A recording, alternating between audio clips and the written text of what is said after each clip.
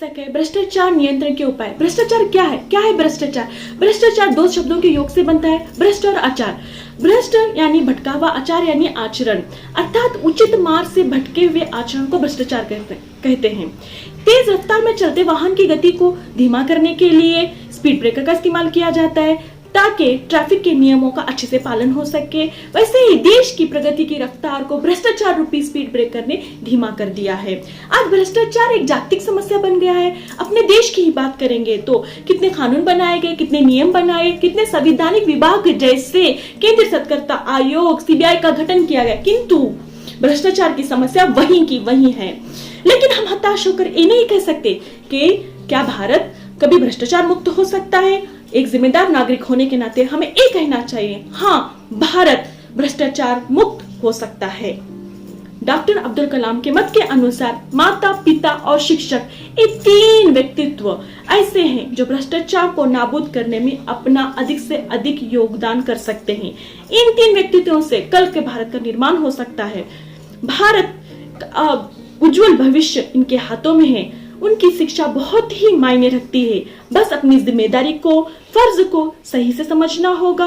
बच्चों में नैतिकता का मोल का सिंचन करना पड़ेगा, तभी एक पौधा आगे जाकर फलदायी में बदलेगा।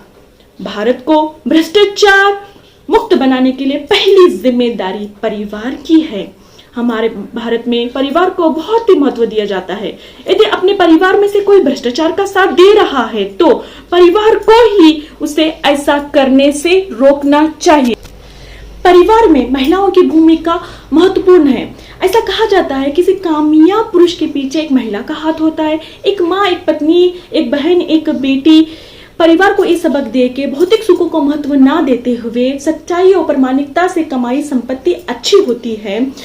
यदि परिवार में बचपन से ही नैतिकता का आचरण हो तो भ्रष्टाचार निश्चित होने की ओर ये पहला कदम होगा।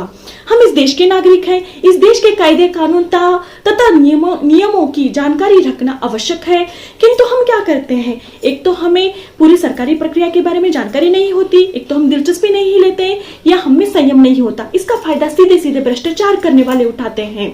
वैसे देखा जाए, अगर हम सरकारी प्रक्रिया के बारे में जानकारी रखेंगे तो हमें भ्रष्टाचार का सामना नहीं करना पड़ेगा। भारत के नागरिक को ईमान कर चलना चाहिए कि ये देश हमारा है। न जाने कितने जात अजात लोगों ने इसके लिए अपना खून बहाया है। उनका सदैव आभारी होना चाहिए और हमारे देश को आबादित रखना है, पर चाहे कोई भारी आक्रमण हो या भ्रष्टाचार हो। इस तरह से नियमों की पहचान ये भ्रष्टाचार मुक्त का दूसरा कदम होगा। नवंबर 2016 में हुई नोटबंदी के बाद रोकड़ रहित लेन देन के लिए प्रोत्साहन दिया गया। रोकड़ रहित लेन देन में भ्रष्टाचार होने की कम से कम संभावना होती है। यदि हर भारतीय नागरिक रोकड़ रहित लेन देन करे तो भ्रष्टाचार की ओर एक तीसरा कदम होगा। आजकल डिजिटलाइजेशन का जमाना है। यदि सभी सरकारी तथा निजी संस्थाओं में सभी निविदा प्रक्रिया, भर्ती प्रक्रिया आदि ऑनलाइन हो जाए तो भ्रष्टाचार के खिलाफ एक चौथा कदम होगा। तथा सूचना का अधिकार नियम 2005 के अनुगृहित यदि निजी संस्थाओं को शामिल किया जाए तो भ्रष्टाचार के खिलाफ पांचवा चरण होगा। अपने भारत देश की बात करें तो किसी समारोह में उपहार का लेन देन आवश्यक माना जाता है। इस उपहार के पीछे भ्रष्टाचार हो सकता है।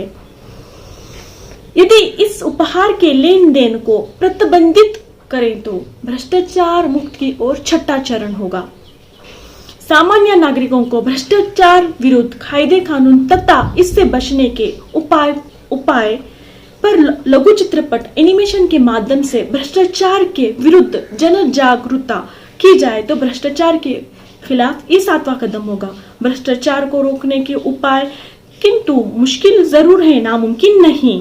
सच्ची लगन से इन बातों को अनुपालन हो तो निश्चित रूप से भ्रष्टाचार मुक्त हो सकता है।